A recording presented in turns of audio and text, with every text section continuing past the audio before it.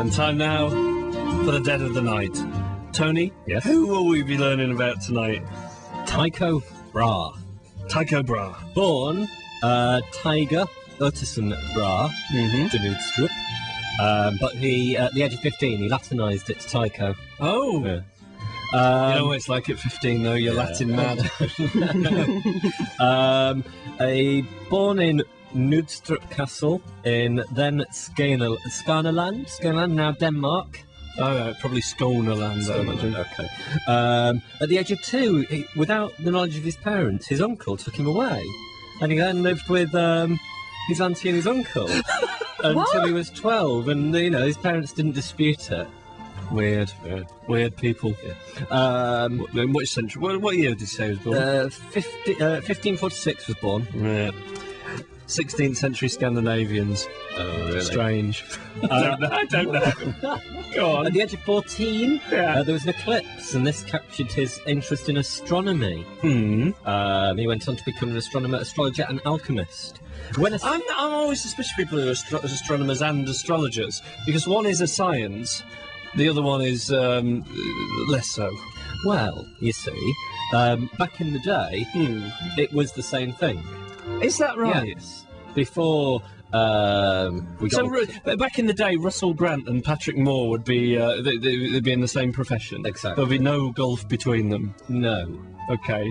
No. Okay. I didn't know that. Yes. Well, anyway, mate.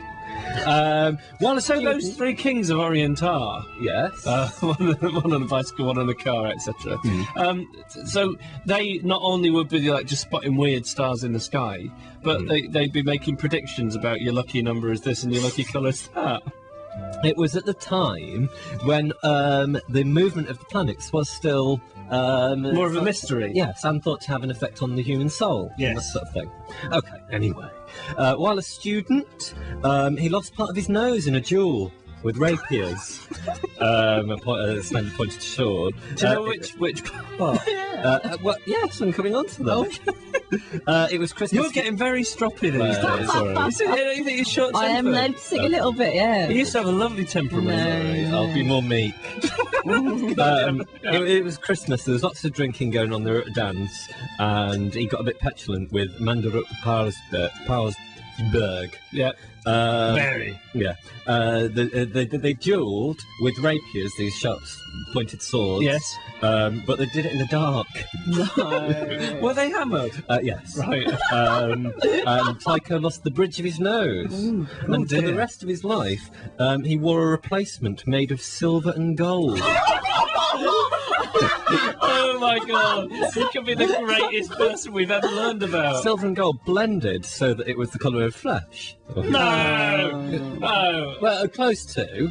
You know, not. Well, the technology existed in the 16th century to make a prosthetic part for a nose out of gold and silver, and it still looks like flesh. No, it didn't look like flesh. It was in tonal. It looked metal, obviously, but tonally he mixed the silver and the gold until he got, a Scandinavian flesh tone. I'm gonna let that one go. Okay. Maybe in these days of tanning salons. Like as what Annabelle spends. If the mind continued, this was poo-pooed a little bit though, because he was exhumed in 1901, and his skeleton was shown to have a green verdigris, I think they call it, around his nose, so people think it was perhaps copper. Although some other people. So was he like lording it up, saying I've got a gold and silver nose, or he just got a copper nose? Perhaps, although there's another school of thought that suggests he had different ones for different occasions. Copper being a lighter metal, he might wear that every day, but only don the precious one for balls and the like. That is so great. I want one. So brilliant. Anyway. Yeah. He was said to own 1% of the entire wealth of Denmark at one point in his life. He was noble.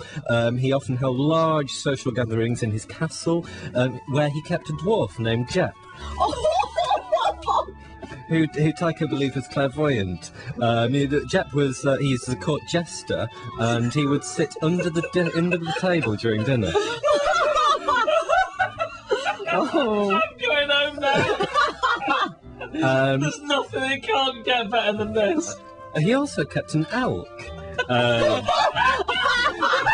At Tamer, though sadly the elk died on a visit, Tycho sent the elk to entertain a nobleman, but during the dinner... He sent it!